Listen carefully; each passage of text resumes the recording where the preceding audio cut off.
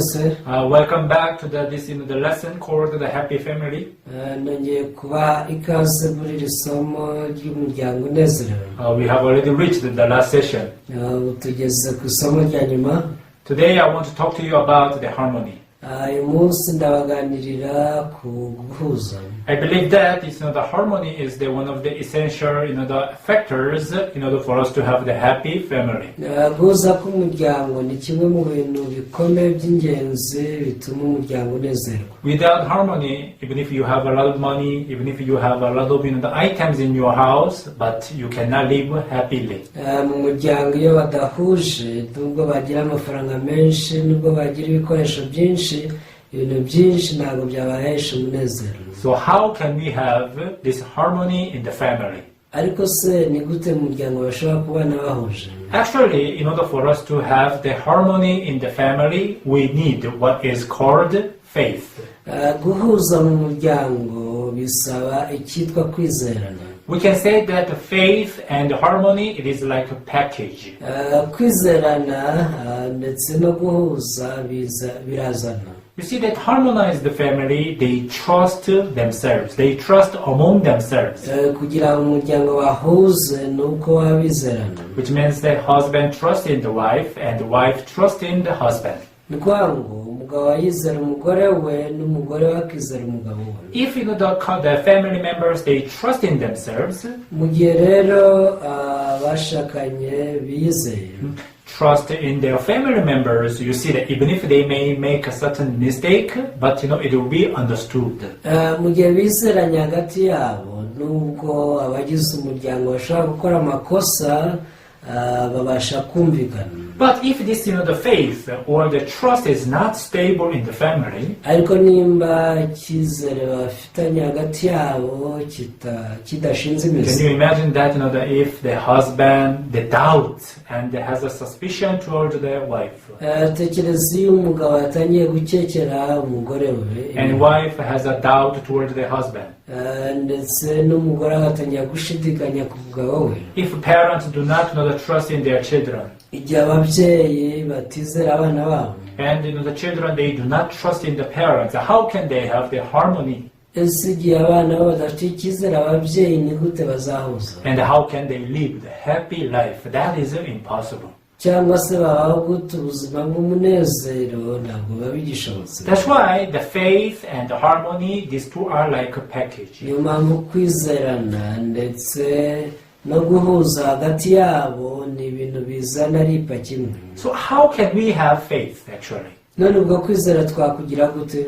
Because it is not that you can just believe in somebody without any information. ntabwo bivuze ko ushaka gupfa kwizera umuntu udafiteho amakuru.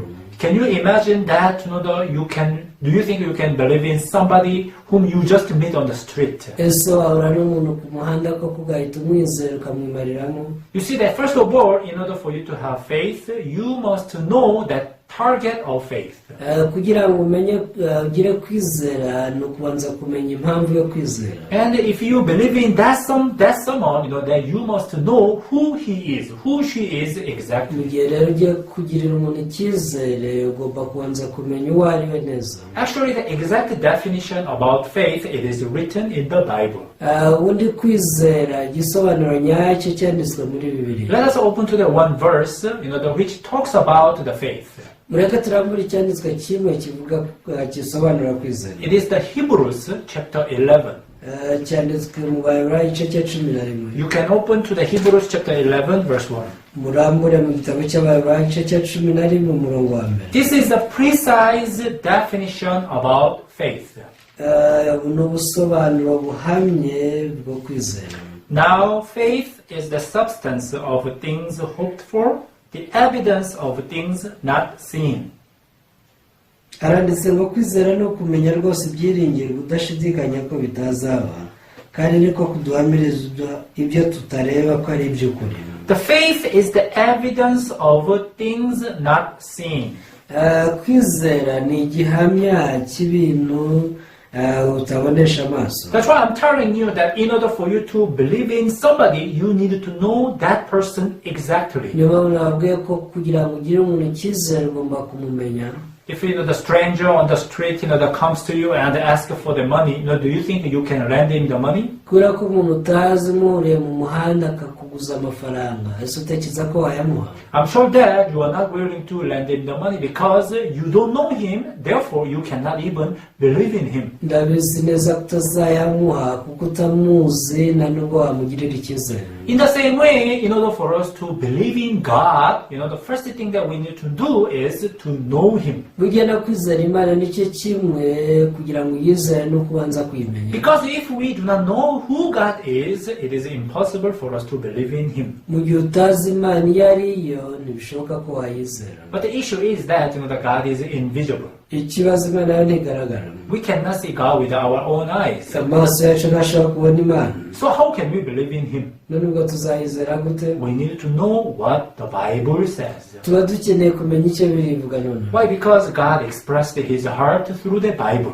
kubera ko bibiliya igaragaza imana ikoresheje So invisible God, by knowing his word, we are able to come to believe in him. imana ntigaragara ariko igihe twizeye ijambo ryayo turayimenya. Once you exactly know who God is, the faith toward him will be automatically formed in your heart. hanyuma ukimenya imana iyo ari yo kwizera ko kuyizera kurikora mu mutima wawe. It is not that you just try to believe in him. ntabwo bivuze ko ugerageza kwizera imana. It is not that you should just pray hard to believe in him. nubwo bivuze ko ugerageza gusenga cyane ngo uri kwizera imana. Yes, so to pray hard and to try to believe in him is good.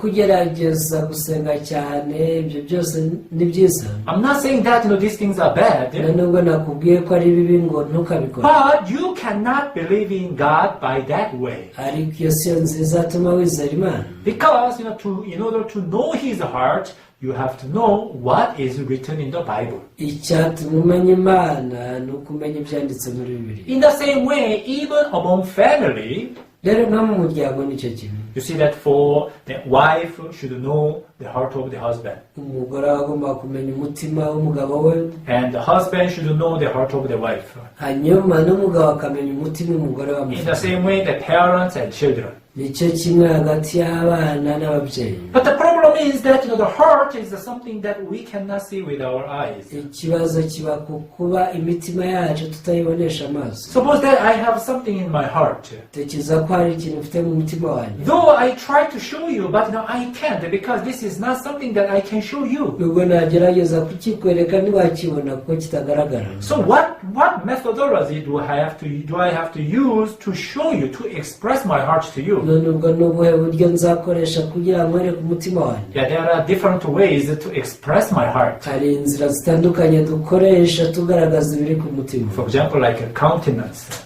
wenda nko kubigaragariza mu maso. When I have anger in my heart, automatically this anger can be expressed through my face, right? iyo umujinya wuzuye mu mutima wanjye uhita ugaragara no mu maso. The sadness can be expressed on my face. n'agahinda rwose kaba mu mutima kakagaragara mu maso. Yeah, also through the behaviors or through the gestures. cyangwa se ibimenyetso ukora by'imyitwarire yawe. Maybe when I'm happy that I may dance, I may sing. iyo nezerewe nshaka kubyina cyangwa nkaririmba. But when I am sad, when I am, my heart is down, I may just put my head down. ariko iyo mbabaye usanga umutima wanjye mu mutwe wanjye waguye hasi. But actually, these things are not the very right way to express the heart. gusa ubu si bwo buryo nyabwo bwo kugaragaza ibiri mu mutima. Why? Because the people who are looking at you or people who are seeing you, they may go astray. They may misunderstand your heart. kubera ko abakureba bagendeye kuri ibyo gusa bashobora no kwibeshya ku mutima wawe. Therefore, the best way to express your heart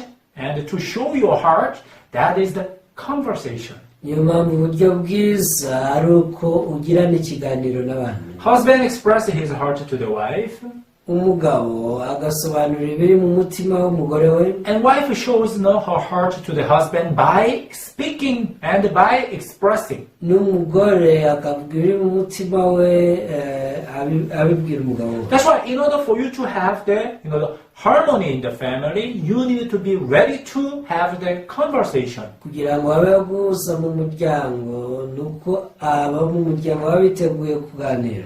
I'm not talking about the speech. Ntabwo ndi kuvuga wenda amagambo nk'imbwirwaruhame. Now I'm speaking to you right now. Undi kuganira namwe. Maybe you are listening to me. Wenda uneze amatwi. So this is just one way.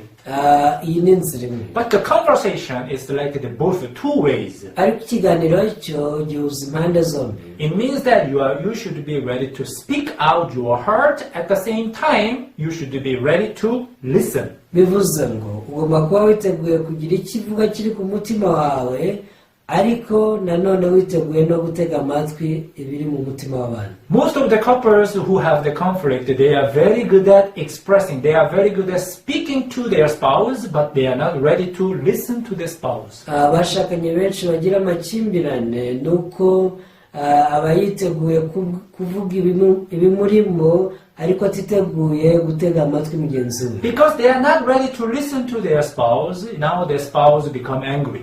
Kubera ko atiteguye kumva mugenzi we, nawe aramurakarira. You just speak to me, but you are not willing to listen to me. Akavuga turambwira gusa ariko ntugushaka kunyumva. Now because of these issues, now the certain distrust or the certain, the obstacle are found between the husband and wife. Rero kubera iki kibazo haza imbibi hagati y'umugabo n'umugore. In other words, there is a certain power or a certain force to, the disturb the harmony. Mu yandi magambo haba hari imbaraga runaka zirwanya guhuza. What disturbs the harmony?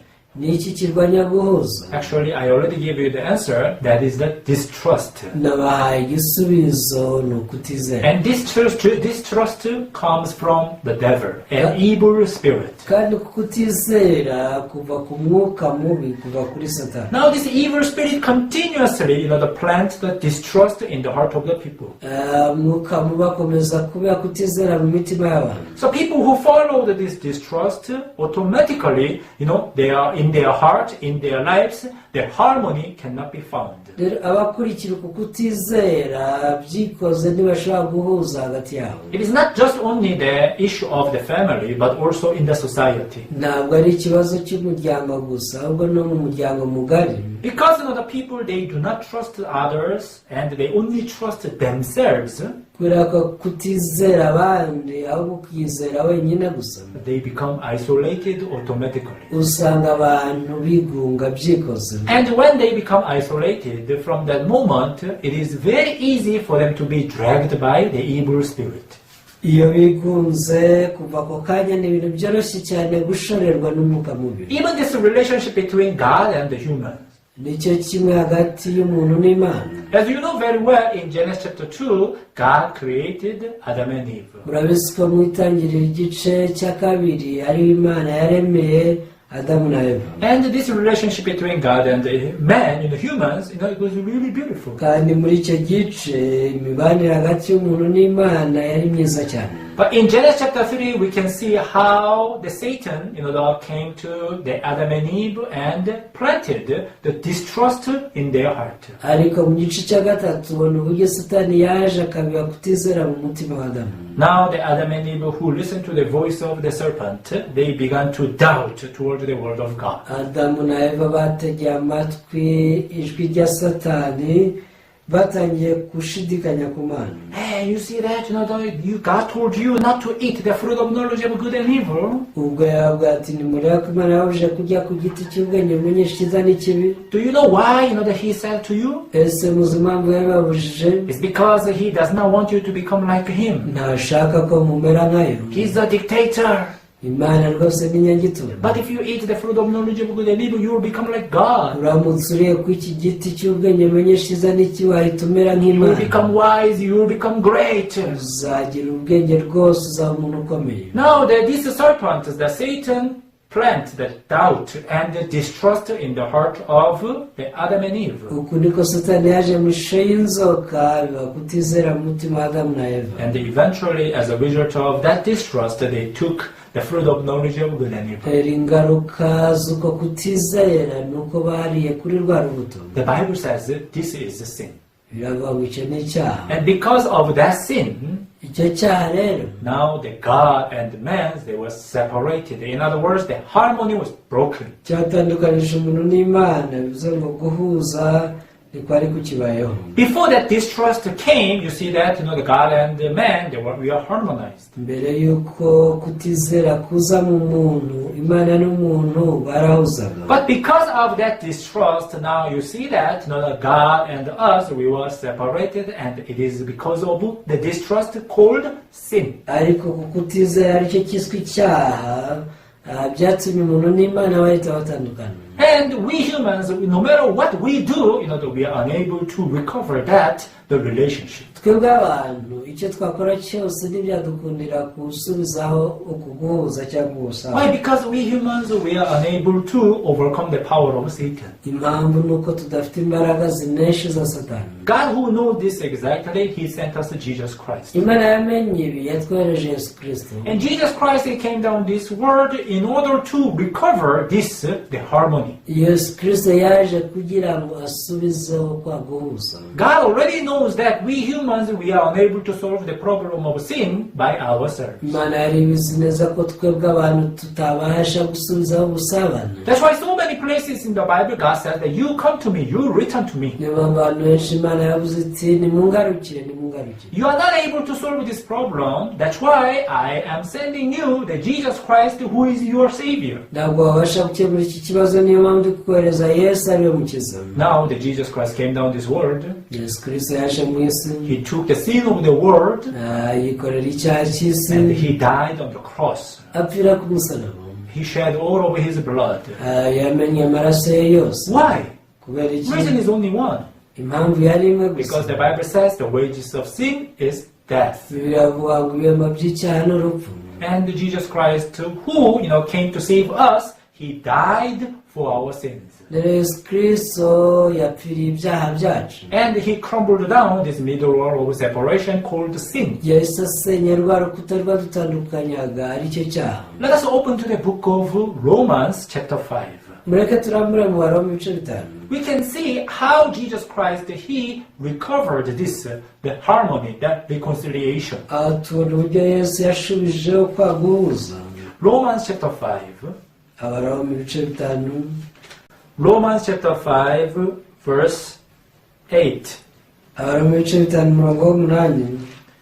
But God demonstrates His own love toward us in that while we were still sinners, Christ died for us. Ariko Imana yerekanye urukundo rwayo dukunda ubwo Kristo yadupfiraga tukiri abanyabyaha. Much more than having now been justified by His blood, we shall be saved from wrath through Him. Natwe none ubwo tumaze gutsindishirizwa n'amaraso ye, ntituzarushaho gukizwa umushinya w'Imana nawe. For if when we are enemies, we were reconciled to God through the death of His Son, much more, having been reconciled, we shall be saved by His life. Ubwo twunzwe n'Imana kubw'urupfu rw'umwana wayo wadupfiriye tukiri abanzi bayo, none ubwo tumaze kungwa nayo ntituzarushaho gukizwa kubw'ubugingo bwe. Here the Bible says, while we were still sinners, Christ died for us.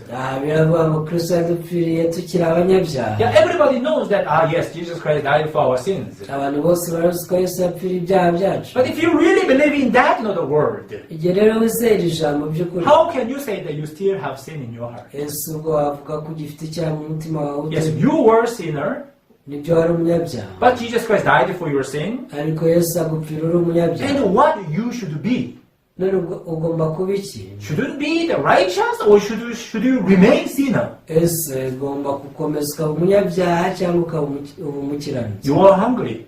Tuvuge ko ushonje, You eat the food, ugafata amafunguro. and you have to become full. Ugomba kwijuta. You are sick, Urarwaye, and you take the medicine, ugafata imiti. and you have to be happy. Ugomba gukira. This is very simple. Biroroshye cyane. We were sinners. Twari abanyabyaha. Jesus Christ died for us. Yesu araza apfira ibyaha Died for byacu. sinners. Kuki twagomeza kuba abanyabyaha? And then we become the righteous. Icyo gihe tuba Because the Bible abakiranutsi. says we are reconciled. biravuga ngo twarunzwe Through the death of Jesus Christ, we are reconciled to God. twunzwe n'imana kubera urupfu rwa yesu. Now, this is the gospel. ubu ni bwo butumwa bwiza. And the gospel, it is talking about the story of Jesus Christ. ubutumwa bwiza rero buvuga ku nkuru ya yesu. Actually, what is the gospel? ubutumwa bwiza ni iki? The gospel, there is the death of Jesus and the burial of Jesus and resurrection of ni Jesus. uko yesu yarapfuye agahambwa ariko akanazuka. The Bible is talking about Jesus. bivuga kuri yesu. Main theme of the Bible is Jesus. ni ukuri icyo birivuga cy'umwimerere ni yesu. And Jesus is the gospel. kandi yesu ubwe ni ubutumwa bwiza. Which means when we receive the gospel in our heart, we are able to have the harmony. We are able to have the reconciliation with God. icyo bivuze ni uko iyo twakiriye ubutumwa bwiza mu mitima yacu kwa guhuza nako kuraza kuko tubanza guhuzwa n'imana. So because the faith is the evidence of things not seen, kubera ko kwizera ari igihamya ibintu tutabonesha amaso. that's why even if you never saw Jesus with your eyes, nubwo utigeze ubonesha yesu amaso yawe, even though you never saw even your sin was being washed, nubwo utigeze ubona ibyaha byawe biri kozwa, but because it is written in the Bible, kubera ko byanditswe muri bibiliya, even though you never saw your sin with your eyes, nubwo utigeze ubonesha ibyaha byawe amaso yawe, but by accepting that word of the Bible, igihe wemeye amagambo ya bibiliya, the Bible says that that I have been justified. bibiliya iravuga ngo naratsindishirijwe, Or the Bible says that Christ died for my sins. iravuga ngo yesu yapfira ibyaha byanjye. Yeah, that what Bible says is true. ibyo birivuga niko kuri. So by believing in that word of God, igihe nizeye iri jambo ry'imana, by that faith, you will be able to become the righteous. uku kwizera kukugira umukiranutsi. That is the faith. icyo nicyo cyitwa That is the kwizera. faith to believe in the gospel. niko kwizera ubutumwa bwiza. What is the gospel? none ubutumwa bwiza ngo ni iki? Not following your own eyes, ni ukudakurikira amaso yawe, but following what is written in the Bible. ahubwo ugakurikira ibyanditswe muri bibiliya. Yeah, definitely, according to your eyes, you may call yourself sinner. ntibizwi neza ko ugendeye ku mirebere yawe ko wibona wakwita umunyabyaha. Even I myself, whenever I look at my heart, still dirty and evil heart arise. nanjye ubwanjye ndebye mu mutima wanjye n'ubu haba harimo ibibi. Many people expect that, if I become like an angel, not committing sins, not having evil thoughts, that is the point of salvation, but it is not true. abantu benshi bajya bibeshya bati nimera nka marayika sinkongere gukora ikibi ubwo nibwo nzaba mbaye umukiranutsi, ariko si byo. Why? Because Bible already confirms that evil human heart is only evil continually. bibiliya rero iravuga ngo umutima w'umuntu ni mubi gusa kugeza iteka ryose. No one does good, no, not one. mu bantu ntawe ukora icyiza habe n'umwe. God has already confirmed this. imana yamaze kwanzura That's why it is impossible for us to be saved by stopping sins or not sinning. niba bidashoboka ko twaba abakiranutsi kubera ko twahagaritse gukora ibibi. Therefore, God gave us the new way. ahubwo imana yadushyiriyeho inzira nshya. Though we commit the sins, nubwo dukora ibyaha, but Jesus Christ, He covers all of our sins with His blood. yesu kristo yatwikirije amaraso ye ibyaha byacu byose. When we receive this message in our heart, ubutumwa iyo tubwakiriye mu mitima yacu, from that moment, we are protected by that blood of Jesus. kuva ako kanya amaraso ya yesu niyo atangira kuturinda. Some people said that, the pastor, you are saying that all of our sins are forgiven, so we can commit a sin freely. hari abavuga bati se pasiteri avuga ngo ibyaha byacu byarababariwe kugira ngo twikorere ibyaha ko twishakiye. What does the Bible say here? hasi bibiliya yavuze ngo iki? You are reconciled to God. wunzwe n'imana. It means that you used to be reconciled to the evil spirit. bivuze ko mbere utarungwa n'imana wari wunzwe na satani. Yes, if the evil spirit is encouraging you to commit a sin. niyo mpamvu satani cyangwa umwuka mubi yajyaga gushishikariza gukora ibyaha gusa. What about God? naho se igihe wunzwe n'imana, Now you are reconciled to God, and do you think God gives you the permission to commit a sin freely? ese mu gihe wunzwe n'imana utekereza ko imana izagushishikariza kwikorera ibyaha uko wishakiye? Do you think God gives you the permission to live however you want? utekereza ko imana izaguha uburenganzira bwo kwiberaho uko wishakiye? Of course not. yumvikana ni ikinyoma. God is responsible for you. imana yarakwishingiye. God protects you. Imana niyo ikurinda. That is the life of a Christian. Ubu ni ubuzima bw'abakristo. That's why the Samaritan woman in John chapter 4, Niyo mpamvu umusamariyakazi tubona muri Yohana igice cya after she received this message, bwakiraga ubutumwa. now she left her water pot and she began to preach the gospel. ikibindi yavomeshaga yarakijugunye atangira kubwiriza ubutumwa That is bwiza. the life of a Christian. Ubu ni bwo buzima bw'abakristo. That is the soldier of God. Ubu niwe musirikare w'Imana. But how can we become the soldier of God having sin in our heart? That does not make sense. ese birashoboka ko twaba abasirikare b'Imana tubana n'icyaha mu mitima yacu, ibyo nta njyana. That's why God continuously works for us niyo mpamvu Imana ikomeza kudukorera and protects us ikaturinda from the deceit of Satan, kugira tutagwa mu bishwa bya from the Satani, distrust planted by the evil spirit. kugira ngo tutagwa mu kutizera tubibwamo na Satani. What is the gospel? Tunabwiza n'iki? Believing in the Bible, not believing in what we see with our eyes. ni ukwizera ibyo birivuga aho kwizera ibyo tubonesha amaso yacu. So if you treat your family members with this spirit of gospel, aho umuryango wawe nubitaho ukoresheje uyu mwuka w'ubutumwa bwiza, probably in your eyes your spouse is not good. mu maso yawe umugore ashobora kuba cyangwa umugabo ashobora kuba atakubera In mwiza, your eyes, probably your child is making a lot of troubles. yewe n'abana bawe ukabona bateza amakuba menshi. So when you follow your own eyes, iyo ukurikiye amaso yawe it will bring you the despair. bizana kwiheba. I have been talking to my children, but they don't listen to me. ukavuga uti dore nakomeje kuganira n'abana banjye ariko ntibantega amatwi, They will never change. ntibazapfa bahindutse. My son and my daughter, they are a problem. They are troublemakers. uyu mwana wanjye ni uwo guteza ibibazo gusa. Satan tried to plant the despair in your heart. ni satani ubiba gutakaza ibyiringiro And mu buzima. Satan tried to whisper to you that don't think that your children can change. satani abakongora ngo ntugatekereze ko umwana wawe yahinduka. Now, once you got the despair in your heart, igihe umaze kwiheba mu mutima, from that moment, your word, even your behaviors, or everything is expressed with the despair. icyo gihe amagambo uvuga, imyitwarire yawe byose biba bisa neza na bwa bwihebe buri mu mutima wawe. Now, in that condition, the harmony cannot be found. mu gihe umeze gutyo guhuza niba bigishobotse. But when you see that your children, ariko uramutse witegereje abana bawe, if you see them with the spirit of gospel, nubarebesha amaso y'ubutumwa bwiza, in my eyes, my son is a troublemaker. uzaba uti mu maso yanjye ndabona uyu mwana wanjye aneza ibibazo, In my eyes, my husband is really has a lot of problems. ndabona umugabo wanjye ari umunyabibazo gusa. But in the eyes of God, ariko se mu maso y'Imana, they are precious. mu maso y'Imana ni ab'igiciro, They are also the important. ni abantu b'ingenzi cyane. I'm so hopeful. ndumva mfite ibyiringiro. Why? kubera iki? Because always Jesus Christ sees us in that way. kubera kuko niko Yesu atubona buri gihe cyose. Samaritan woman, umugore w'umusamariya, in the eyes of others, that was the dirty and filthy woman who changed her husband 5 times. mu maso y'abandi yari umugore uhindanye wahinduranyije abagabo inshuro eshanu zose. However, in the eyes of Jesus, nyamara mu maso Yesu yamurebesha, she is a gospel preacher. yaba ati ni umubwiriza w'ubutumwa She has a bwiza. great potential. uyu afite imbaraga, afite ubushobozi, She can guide everyone in the city of Samaria to the salvation. uyu abasha kuyobora umurwa w'i Samariya bose bakakira Now agakiza. Jesus Christ, with this hope, with this faith, she was talking to this woman. uku kwizera n'ibi byiringiro Yesu yari afite muri we nibyo yahaye k'uyu mugore. I hope that all viewers, you see your parents, you see the spouse, you see your children with the spirit of gospel. ngiye ko mwese abakurikiye ugire abana bawe, ugire umugabo wawe cyangwa umugore wawe ukoresheje aya maso y'ubutumwa bwiza. In my eyes, I am a sinner.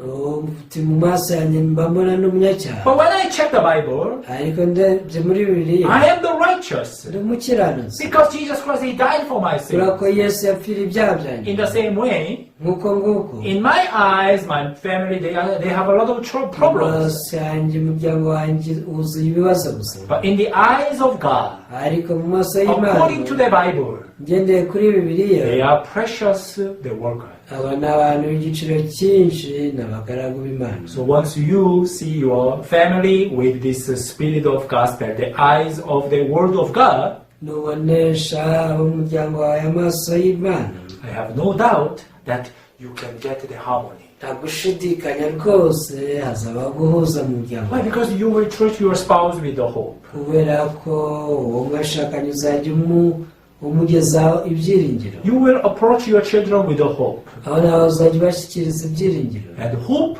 is delivered. ibyiringiro rero bashyikirijwe. You see that the virus, one of the dangerous the virus is the virus that can be transferred. Ubundi virusi mbi cyane ni igenda ikwirakwira. In the same way, Nicyo kimwe, you know that despair also can be transferred. kwiheba gushobora gukwira, Even then, sadness can be transferred. n'agahinda gashobora gukwira ahantu mu bandi. That's why if you see your children with the despair, that despair will be delivered to even your children's heart. Niyo mpamvu iyo urebesheje abana bawe aya maso yo kwiheba, ni ukuri ko kwiheba kubimukira mu mitima. However, if you received this gospel, spirit of gospel in your heart, ariko uramutse wakiriye umwuka w'ubutumwa bwiza mu mutima wawe, the faith is the evidence of things not seen. ubu twizera ni igihamya cy'ibintu ntabonesha amaso. Even though in my eyes, my son and my daughter, they are a troublemaker, rero uzaba uti nubwo abana banjye bateza ibibazo, but in the eyes of God, they are precious, the children. ni hantu mu maso y'Imana ni abana b'igiciro cyinshi. In the history of the world, we can find one great inventor named Thomas Edison. Mu mateka y'isi hari umuntu wahimbye ibintu byinshi witwa Thomas Edison. He invented so many useful items that even we are using right now. Yavumbuye ibintu byinshi n'ubu ngubu turi gukoresha ako kanya. The bulbs, yaba projectors, ampure z'amatara cyangwa se projectors, so many items. n'ibindi bikoresho byinshi cyane. But do you know that when he was young, that he was called as a stupid student? Ariko mwamubizi ko akiri umwana muto yiswe igicucu. Teacher wrote a letter to the mom. Umwarimu yandikiye nyina ibaruwa. Please do not send your son to the school. Aravuga ati uyu mwana wawe ntuzongera kumwohereza hano ku ishuri. Your son is left behind. Kubera ko yaratakaye cyane. Your son is foolish. Rwose ni umuswa mubi cyane. He cannot catch up the lesson. Ntabwo ashobora kugira ikintu afata mu ishuri. So when the mom saw that letter, nyina akibona ibaruwa, yes, she was discouraged. ibyo yacitse intege. She was really sad. Yarababaye cyane. However, nyamara she knew the word of the heart. birashoboka ko yari azi iby'imibereho y'umutima. So she did not just speak to the Edison in that way. Ntabwo yahise abwira Edison gutyo. And she spoke to the Edison in this way. Ntabwo abwira Edison ati, Teacher said that you don't need to come to the school. mwana wanjye mwarimu yavuze ko utakeneye kugaruka ku ishuri. Oh, mom, why? Mwana ati kubera iki mama? Because you are genius. Ntabwo ati wowe uri intiti. You need a special course for genius. Icyo ukeneye ni amasomo yihariye y'intiti. You need to be with me and learn and study together with me. Ujye ubana nanjye twigane unyigireho. Now, instead of despair, now this Edison's mom, she planted a hope in the heart of Edison. Aho kugira ngo ashyire kwiheba mu mutima wa Edison, yatangiye kumubibamo ibyiringiro. And Edison, he was able to become one of the greatest inventor in this world. Ubwo niko Edison yaje kuvamo umuvumbuzi ukomeye cyane wo mu isi, mu babayeho mu isi. Even until now, we are benefiting from him. Uyu munsi ibyo yavumbuye nibyo dukoresha bidufitiye akamaro. Dear viewers, bakundwa, with what measures do you approach your family? ese umuryango wawe wegera ukoresheje iki? If you treat your family with your own sight, nukoresha imirebere yawe, you have no choice but to get disappointed. nta kabuza uzatenguha. And you have no choice but to plant the despair in the heart of your family. Hanyuma nta no guhitamo, uzajya ubiba gutakaza ibyiringiro mu mitima y'abagize umuryango wawe. However, if you live with the spirit of gospel, ariko ntubana n'umwuka w'ubutumwa bwiza, not with my own sight, but with the sight of God. uzajya uvuga uti nakoresheje imirebere yanjye ahubwo nkoresheje iy'Imana. If you treat your family with this spirit of gospel, you will be able to obtain their heart. imirebere y'Imana nuyikoresha ugakoresha uyu mwuka w'ubutumwa bwiza uzabasha kunguka imitima yabo and you will be able to live with the harmony. uzabana nabo rwose muhuza cyane. I hope that not all of you live with the great joy and happiness. niringiye ko mwese mwabana n'umunezero n'ibyishimo bihambaye. I really hope that not you meditate last 3 lectures muzatekereze ku masomo y'ibyiciro bitatu yose nabahaye so that you can become happy family. hanyuma muzabe umuryango unezerewe. Thank you very much. ndabashimiye. I will speak up to here. ndasoreza hano. Allow me to pray. munyemere nsenge. Heavenly Father, we thank you. data wo mu ijuru ndagushimira. You have given us this precious time to share the word. ni wowe waduhaye umwanya udasanzwe wo gusangira ijambo ryawe. Father, even though there are so many people, who want to live happily, nubwo hari abantu benshi bashaka kubaho banezerewe, and there are many who try to build up the happy family, hari benshi bagerageza gukora umuryango unezerewe, but because they do not know the word of the heart, therefore many of them they go astray.